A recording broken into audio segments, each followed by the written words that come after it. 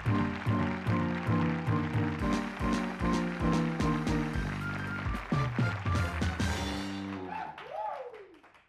And welcome to movers and shakers.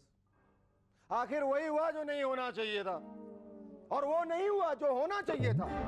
जितनी पार्टियां उतने राग, और ये राग कुछ इस तरह के हैं। एक रहन सोनिया, एक रहन मुलायम, एक रहन जया और एक रहन Lalu.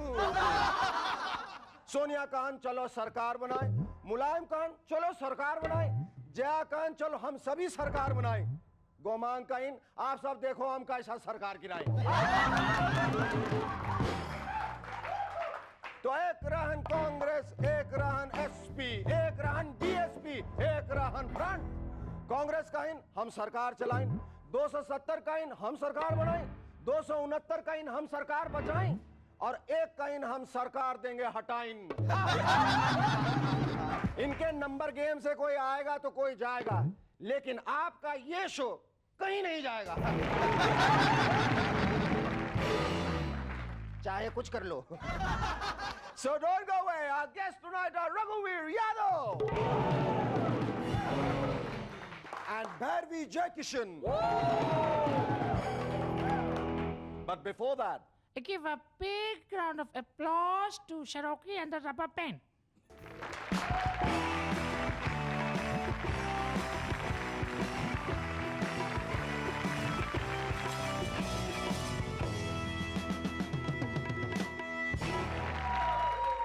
hello and welcome back to M&S once again.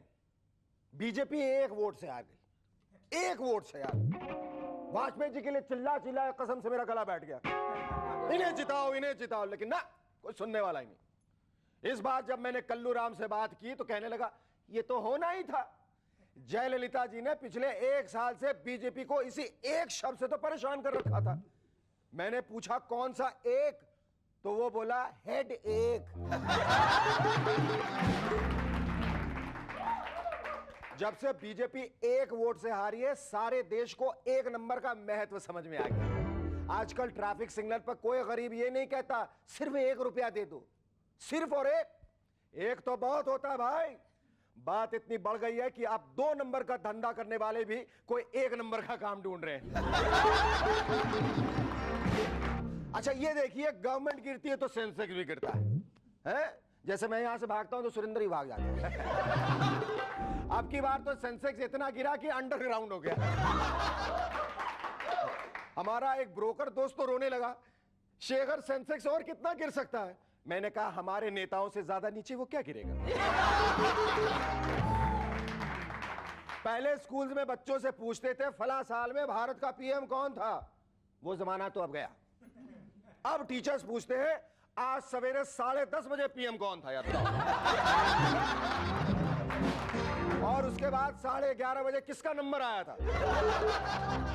अब नया पीएम देखना हो तो आंखों को यूं फाड़ कर खुला रखिए, अगर आपने पलक झपकी तो नए पीएम को देखने का मौका खो बैठेंगे।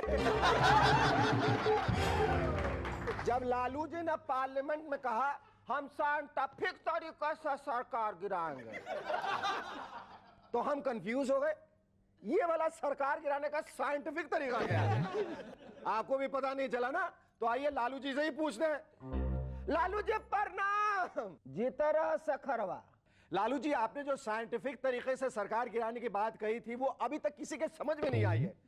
आपने दुनिया भर के साइंटिस्टों की नींदें उड़ा दी हैं। आखिर आपके साइंटिफिक तरीके का मतलब क्या था? हमने अपनी भैंसिया से पूछा था कि हमें सरकार गिराने में सबसे ज्यादा मदद कौन करेगा, तो वो बोली अम्मा।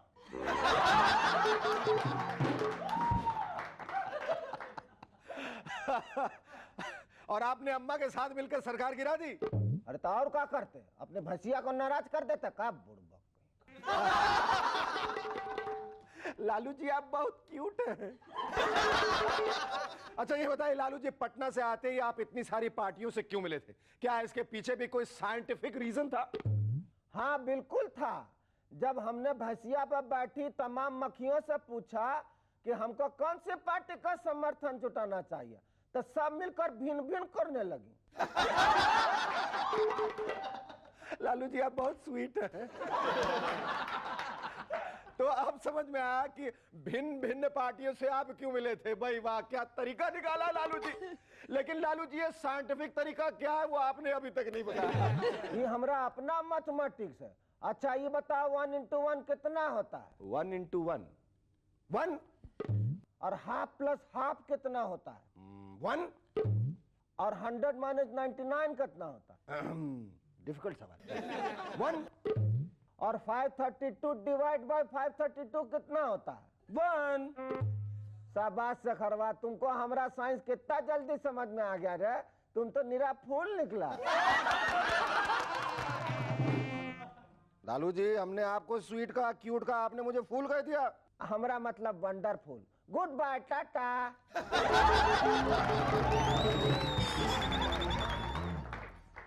समर वेकेशन की वजह से आजकल ट्रेन का बड़ा बुरा हाल चल रहा है। हर एक डब्बे में पैसेंजर्स यूं ठूस ठूस के भरे होते हैं जैसे माचिस की छोटी सी डिबिया में तीलियां भरी होती है। कल कल्लू राम की बीवी को देखा, वो चलती ट्रेन में सामान भी फेंकती जा रही थी और दौड़ते भी जा रही थी।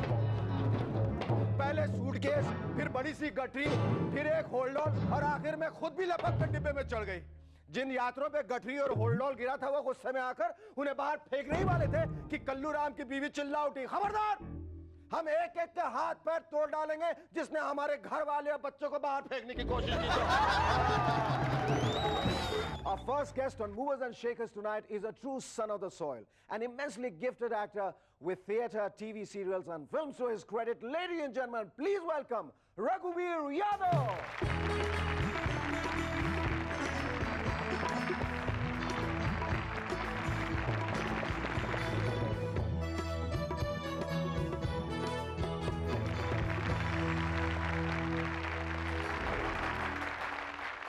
अच्छा रघुवीर, तुम ये बताओ, नहीं आप ये बताइए, ऐसा करता हूं दोनों रेफर करता हूं, आप भी तुम भी, क्योंकि तुम मेरे दोस्त भी हो और आज गेस्ट भी हो। ये बताओ कि तुमने अपनी सहजता और सरलता, ये जो साधारण व्यवहार है वो कैसे बनाए रखा है? वरना बंबई में जो भी बाहर से आता है वो तो प्यादा से फर्जी भयो टेढ़ो टेढ़ हो जाए। दरअसल मैं बॉम्बे ज़्यादा रहती हूँ, भागता रहता हूँ। बंबई अच्छा नहीं लगता? नहीं लगता है अच्छा, लेकिन कुछ दिन के लिए अच्छा लगता है, फिर देखता कि मैं भी टेढ़ा होने लगा हूँ तो बाहर भाग जाता। ऐसा लगता है कि बंबई का असर होने लगा? होता है बिल्कुल बंबई का बिल्कुल। असर? मुझे 2 साल के बाद मुझे पता लगा कि हाँ, तो अपने आप झूठ बोलने लगा हूँ। आप एक छोटे शहर से आए, मुझे कोई बता रहा था कि आप अपने पिताजी के साथ जब कहीं बैलगाड़ी पे बैठ के जाया करते थे तो अक्सर गाने गाते हुए जाते थे। हाँ, तो गाने किस किस्म के होते थे? फिल्मी होते थे, फोक होते थे? फोक भी थे, फिल्मी, ज़्यादा तो फिल्मी गाने का ज़्यादा असर रहा है। मुबारक हो सबको समाये सुहाना। मैं खुश हूँ मेरे आंसुओं पे न जाना, हाँ, टूटे हुए दिल की दास्तान। हाँ, तो वो गाया करते थे। अच्छा मैं तो मार बड़ी पड़ती थी मुझे। क्यों? अरे उठा के फेंक देते थे वो। पिताजी मारते थे। एक बार तो उठा के फेंक दिया तो मैं भूसे पे जाके गिर गया। भूसे पे गिरा, वहीं जाके सो गया। सोया तो मेरी माँ उठा नहीं रही, मुझे लगता कि मर गया ये। अच्छा, तुम शुरू से गायक बनना चाहते थे या अभिनेता? गायक। गायक। तो काफ़ी कोशिश की, लेकिन पिताजी गाने नहीं देते, तो बोले क्या हमारे खानदान में किसी ने गाने बजाने काम नहीं किया, ये मिरासियों का काम है, तू क्यों लगा? बहुत मार पड़ती थी। लिखेगा पढ़ेगा नहीं। तो मैं मैट्रिक तक तो किसी तरह मतलब छुप छुप के गाता रहा, लेकिन उसके बाद में भाग आया घर से। वहाँ से भाग के ललितपुर आया, तो वहाँ ये अन्नू कपूर के फादर मदन लाल कपूर, उनकी नाटक कंपनी लगी हुई थी, तो मैंने वहाँ उसमें भर्ती हो गया। 2.5 रुपये रोज मुझे मिला करते थे। क्या बात है, 2.5 रुपये। हाँ। और मजे की बात यह है कि मैं जिसके साथ भागा वो प्रोफेशनल भगोड़ा था। अच्छा, उसकी आदत थी भागने की। तो हम जहाँ वहाँ ललितपुर में पहुंचे तो उसने रात को हमने नाटक देखा, 2.5 रुपये का टिकट लेके। अच्छा। और उसके फूफा जी के यहाँ रहे, तो 2-3 दिन रहने के बाद वो फिर वहाँ से भाग गया, मुझे अकेला छोड़ के। तो आदत में शुमार था उसके, भागा वहाँ से। तब मैं अकेला सोचूं क्या करूँ, तो मैं जाके इनके फादर के पास गया, वो उनके मालिक, कंपनी मालिक के पास गया। मैंने कहा जी मैं भर्ती होना चाहता हूँ, मेरे साथ जो आया तो भाग के चला गया, मैं अकेला, मेरे पास कोई काम नहीं है। बोले क्या करते हो? मैंने कहा जी गाना गा लेता हूँ। हाँ। तो उन्होंने कहा सुनाओ। हाँ। तो हारमोनियम मास्टर और ढोलक मास्टर को बुला के उन्होंने बैठाया, कहा गा। तो मैंने गाया उनको। कौन सा गाना गाया? कौन सा गाना गाया? कौन सा गाना गाया था? क्या था? तुझको खुशियाँ मुबारक हुए दिलरुबा, हाथ मल कर मेरी जिंदगी रह गई। तो गाया मैंने इस तरह, जब गाया तो कहते बेटा गाते तो सुरीला है, लेकिन तुम्हारा तलफ़ुज़ बड़ा खराब है। तलफ़ुज़ खराब। हाँ। तो मैंने कहा जी तबले पे गाऊंगा तो ठीक हो जाएगा। मुझे मालूम तलफ्फुज़ कोई तबले से ताल्लुक होगा। अच्छा बोले तलफ्फुज़ का तबले से ताल्लुक है, तबले पे गाओ ठीक हो जाएगा। तो कहने लगे कि नहीं जी तलफ्फुज़ का मतलब उच्चारण होता है। तो मैं कहा हाँ जी 2-3 महीने में ठीक कर लूंगा। बड़ी शर्मिंदगी हुई मुझे कि तलफ्फुज़ की वजह से। पहले किस किस्म का गाना गाते थे और अब किस किस्म का गाना गाते हैं? तलफ्फुज़ वाला वो जो गलत तलफ्फुज़ वाला था और अब तलफ्फुज़ वाला कैसा? अब तलफ्फुज़ वाला गाने लग गया। कैसे आप आए? मैं दरअसल जब वो मैंने नाटक कंपनी छोड़ी उस वक्त वो बड़ा पतन शुरू हो गया था। वो तो काम ही बिल्कुल बंद हो गया था कंपनी सब। हाँ उस वक्त तो पारसी थिएटर कंपनी सब ख़त्म हो चली थी। तो कुछ करना था तो मैं लखनऊ आ गया। लखनऊ से मैं कुछ वहाँ पपेट थिएटर किया करता था, पपेट भी चलाता था मैं। तो उसके लिए वो शोज़ करता था। फिर वहाँ से बिहार भी जाया करता था। अच्छा। बिहार के भी काफ़ी तजुर्बा बहुत सारे। मैं जिसके साथ जाया करता उसका नाम था महेश। उन दिनों ऑर्केस्ट्रा था उसमें गाना वाना गाया करता था मैं। तो लौट के आए रात को तो चले जा रहे तो घर में कुछ था नहीं। तो हाजीपुर में हम लोग रहते थे। हाजीपुर से चौहट्टा कुछ 2 किलोमीटर का फासला था। बीच में खेत वेत पड़ते थे। तो घर में उसके खाने को कुछ था नहीं। तो क्या एक जगह दिखता कहता मैं ठहरो रुको, मुझे गली में खड़ा किया कहता रुको मैं आता हूँ पेशाब करने जाता हूँ। तो वो मालूम क्यों कैसे गया और जाके और उसी वक्त उठ के आ गया। उसी वक्त उठा और आ गया वापस। तो अच्छा मैं सोच रही इतनी बैठा और उठा ये क्या चक्कर हुआ। तो देखा हाथ में 2 गोभी लेकर उठा। तो गोभी उबाल के बाप रे, तो बहुत गुरु घंटाल चीज थी। अरे एक बार और हम जा रहे थे तो ऐसे ही उसमें तो वो वहाँ पे कुछ वो लड़के लड़की बन के नाचते ना, लौंडा पार्टी कहते हैं जो बिहार में। तो हाँ तो खेत में वो नाच रहा कहता सुनिए अब हम आपको क्लासिकल सुनाएंगे। क्लासिकल तो मैंने मजे कहा यार थोड़ा सुनते हैं रुको। तो क्लासिकल गाने लगा। कहता बांके बोल मन बोहिया मरोर डारी, बांके बोल मन बोहिया मरोर डारी रे, बांके बोल मन बोहिया मरोर डारी, बांके बोल मन बोहिया मरोर डा। बीच में एक बैठा हुआ था तोड़ देगा रे का। 1 घंटे से मरोड़ रहा है तोड़ देगा।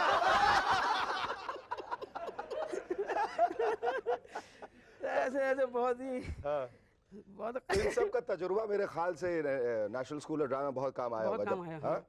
तो एक्टर का तो पेशे में यही है कि सड़कों से जितना सीख लो सीख, बाद में तो कारपेट पे तो नहीं सीखा जाता ना। बिल्कुल बिल्कुल नहीं। तो फिर जब थिएटर इतने साल आपने किया, मतलब 3 साल तो एनएसडी में, फिर रेपरेटरी 10 साल रेपरेटरी में रहा। 10 साल रेपरेटरी कंपनी में, 3 साल एनएसडी में लगाया अपना पढ़ाई, तो कुल मिला के 13 साल। उसके बाद थिएटर की एक डिसिप्लिन के बाद अचानक जब फिल्मों में काम करना पड़ा बम्बई में आके, तो फिर हाउ डिड यू एडजस्ट, कैसा लगा? बड़ी तकलीफ हुई। ले दे के एक जैसी फिल्म बनती है, सारी कहानियां देख ली एक जैसी, कुछ नहीं है ना। मेरे ख्याल से इतनी जहमत भी नहीं उठाते कि जाके पढ़ें कुछ देखें, क्योंकि इतनी कहानियां, जितना कल्चर की वैरायटी हमारे यहाँ हिंदुस्तान में बाकी कहीं नहीं मैंने देखा। ये काफिला जो आप डायरेक्ट कर रहे हैं अभी, उसमें डायरेक्ट भी कर रहा हूँ, लिखा भी मैंने। डायरेक्शन का ख्याल फिर कैसे जागा? ये रोल क्या है, ये पारसी थिएटर ही है, वो नाटक कंपनी है जो गांव-गांव में जाके। हाँ अच्छा। तो उसमें करीब कुछ जो बूढ़े हो गए हैं उनकी जिंदगियां हैं, और जो फ्रस्ट्रेशन उनका, किस तरह से जवानी में बहुत ऊंचे कलाकार हुआ करते थे, बाद में धीरे धीरे उनका जो पतन शुरू हुआ, उसको लेके, क्योंकि मैं 6 साल इसमें रहा हूँ इस कंपनी में, पारसी थिएटर, तो उसी को मैंने लिखा भी वही। अच्छा। और उसका म्यूजिक मैंने किया। अच्छा, वो पारसी से पेप्सी तक कैसे आ गए? वो मैं रजत मुझे जानता है, रजत के साथ मैंने और भी गाने गाए हैं 2-3 फिल्मों में। अच्छा। तो पता नहीं उसको याद आ गई होगी मेरी। रघुवीर, ये जो आपने फिल्म की 1942 love story, it was your first commercial film, जिसको कहते हैं कि बड़े बड़े जो सो कॉल्ड स्टार, सुपरस्टार जो होते हैं उनके साथ आपने काम किया। तो उसमें अनिल कपूर और मनीषा कोइराला वगैरह, इन लोगों का जो कमर्शियल सेट ऑफ एक्टर्स होते हैं, इनका एटीट्यूड क्या होता है? ये जो बड़े अच्छे एक्टर्स होते हैं, जो थिएटर से आते हैं, किस किस्म का रवैया होता है उनके इनका प्रति? रवैया होता है वो छतरी वाला और स्पॉट बॉय वाला, और कि एक आदमी पीछे छतरी, हाँ छतरी लिए घूमेगा। और तो मुझे अब समझ नहीं आता है, अगर इतना सारा कुछ अपने इर्द गिर्द बना रखा तो एक्टिंग कैसे करते होंगे। और समर के बारे में would you like to tell us something? Sagar के पास एक जगह कुल गांव, वहाँ हमने शूटिंग की। कुछ ज़्यादा मेहनत भी नहीं लगी, कि हम गांव में ही पहुंच गए थे। अच्छा। तो वहाँ का जैसे ही पानी पिया तो कैरेक्टर अंदर घुस गया मेरे। तो एक लेकिन बड़ा मज़ेदार होगा वहाँ पे, कि वहाँ पे एक पंडित रहता था। तो वो था तकरीबन 20 साल का और लगता था वो 14 साल का। आया खड़ा हुआ तो अच्छा वहाँ हम लोगों ने गांव वालों से थोड़े परेशान कर रहे थे सिक्योरिटी के लिए, तो पुलिस वाले बैठा रखे। तो कहता क्यों जी साहब, ये जो पुलिस वाले हैं ये डुप्लीकेट है कि automatic?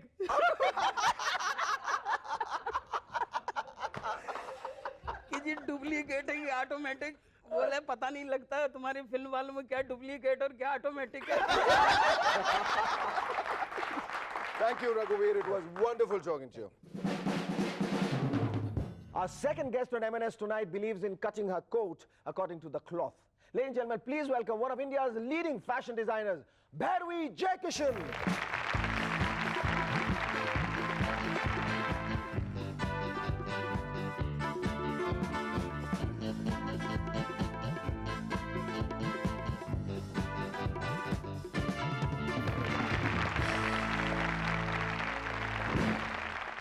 Bhairavi, when did you first realize that you could become a fashion designer? I guess the day I sold my first outfit, maybe. But what's so exciting about designing? क्या सबसे इसमें excitement है क्या बात? Everything about it is Like exciting. what?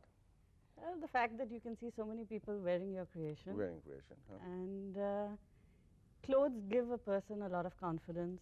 आपको and लगता है it कि goes कपड़ों की with your वजह से सबका personality. personality? हाँ. And if you can give a bit of confidence to somebody who's wearing your outfit, that's great. What is so different about Bhairavi Jayakishan's clothes? What is her trademark and who are the people who are buying her outfits? We'll talk about all these things and much more after a break. Stay with us, we'll be back in a moment to chat some more with Bhairavi Jayakishan.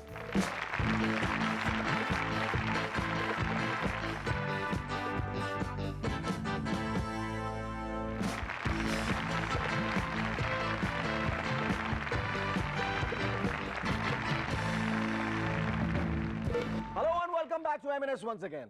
Okay, tell me, who are the people who buy your clothes? A lot, I hope. I mean, who are the special people? Are there any celebs who keep coming back to you to buy your clothes over and over again? We have a lot of, there are celebrities, there are film actresses, Film there are actors. normal people. You design only for women or men, both? At the moment, only women.